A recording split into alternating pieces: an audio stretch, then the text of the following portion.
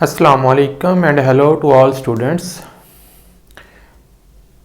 Today we are going to study lichens. Lichens जो हैं ये एक ऐसा एसोसिएशन है जो कि फंजाई और एल्गी या साइनोबैक्टीरिया के दरमियान पाया जाता है।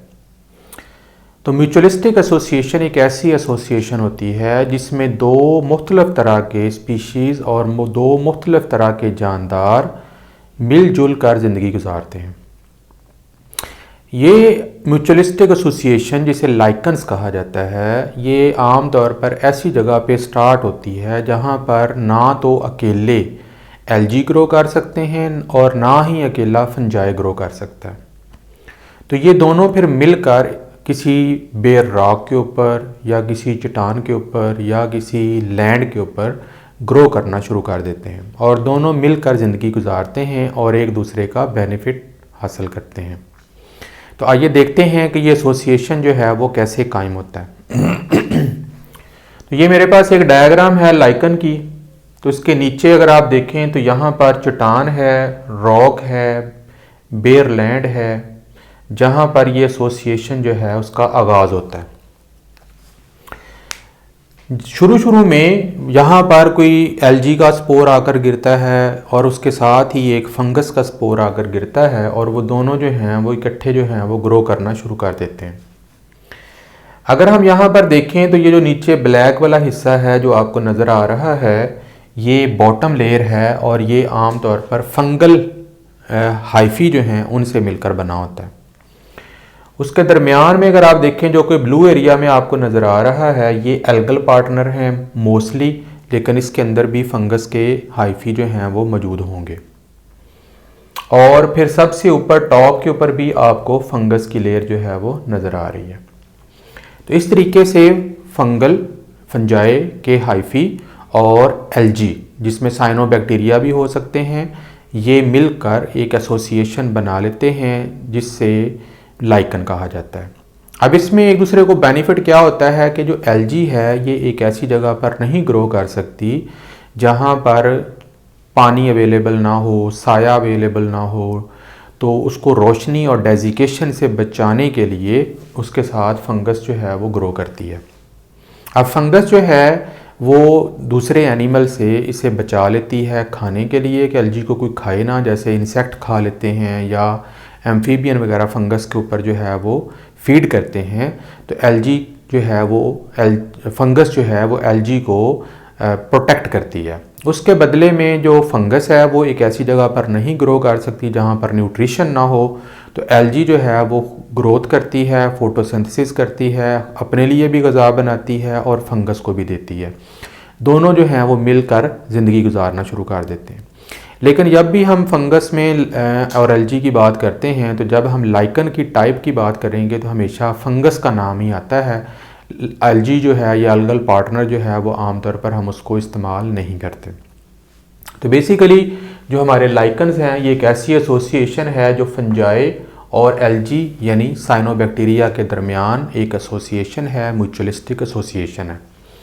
लाइकन्स की तीन टाइप होती हैं, क्रुस्टोज लाइकन, फोलियोज लाइकन और फ्रूटिकोज लाइकन।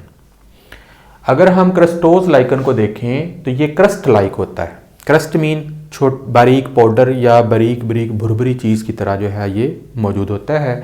ये आमतौर पर चट्टानों के ऊपर या किसी दरख्त के तने के ऊपर ये ग्रो करता है और इसकी जो एग्जाम्पल है वो है ग्रेफिस। दूसरी जो एग्जाम्पल है लाइकन की टाइप है वो है फोलियोज लाइकन। फोलियोज लाइकन जो हैं ये लीफ लाइक होते हैं और इनके ऊपर लोब्स होती हैं, पत्तों की तरह की बारीक बारीक निकली हुई उभार होते हैं जिन्हें लोब्स कहा जाता है। तो अगर आप यहाँ पर देखें तो ये आपको लोब्स जो हैं वो नज़र आ रही हैं। इस लाइकन का जो एग्जाम्पल है वो है फिस्किया। तीसरी जो एग्जाम्पल है टाइप है लाइकन की वो है फ्रूटिकोज।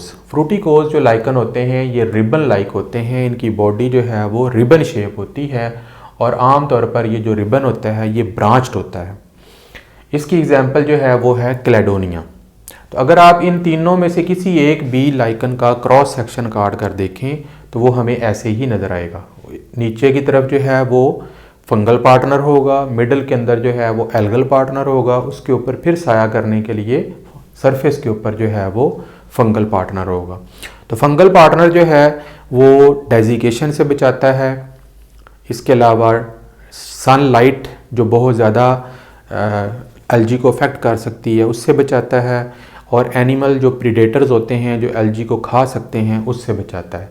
और उसके बदले में जो एलजी है वो फोटोसिंथेसिस करती है, ग़िज़ा तैयार करती है, ख़ुद भी खाती है और अपने एल्कल फंगल पार्टनर को भी प्रोवाइड करती है।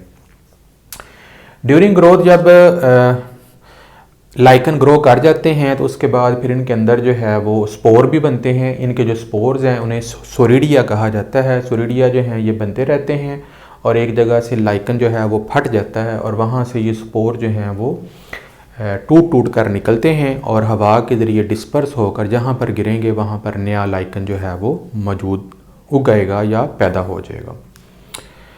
तो इस तरीके से हमने सिर्फ थोड़ा सा इंट्रोडक्शन ही आज स्टडी किया है लाइकन्स का, जिसमें लाइकन की टाइप हैं, साथ उसके एग्जांपल हैं और उसका थोड़ा सा हमने स्ट्रक्चर जो है वो डिस्कस किया है। बाकी इंशाल्लाह फिर नेक्स्ट लेक्चर में देखेंगे।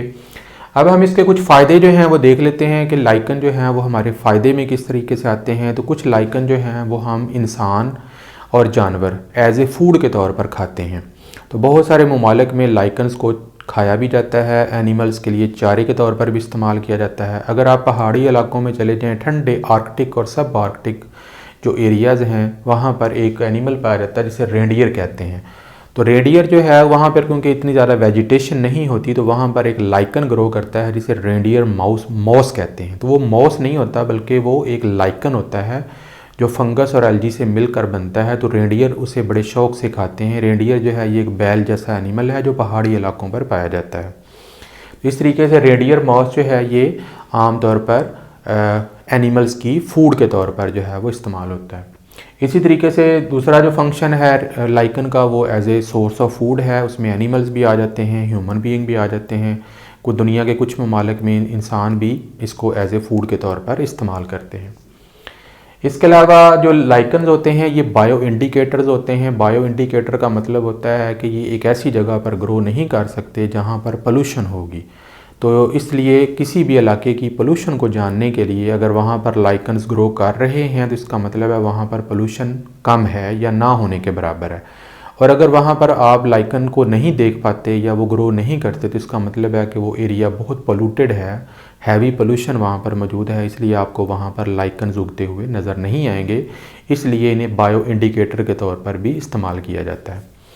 इसी तरीके से हम इनके अंदर से डिफरेंट केमिकल भी हासिल करते हैं और इनके अंदर से कुछ रंग हासिल होते हैं, डाइज़ हासिल होती हैं जो कपड़े को रंगने के लिए इस्तेमाल होते हैं और उनसे खूबसूरत जो प्रिंट हैं वो कपड़े के ऊपर जो हैं वो बनाए जा सकते हैं। इसके अलावा भी इसके बहुत सारे फ़ायदे हैं जिनमें एंटीबायोटिक्स हैं और इस तरह से कुछ केमिकल जो हैं उनसे एक्सट्रैक्ट किए जाते हैं। मेडिसिन में भी इसको इस्तेमाल किया जाता है।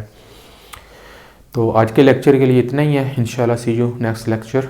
अल्लाह हाफिज़।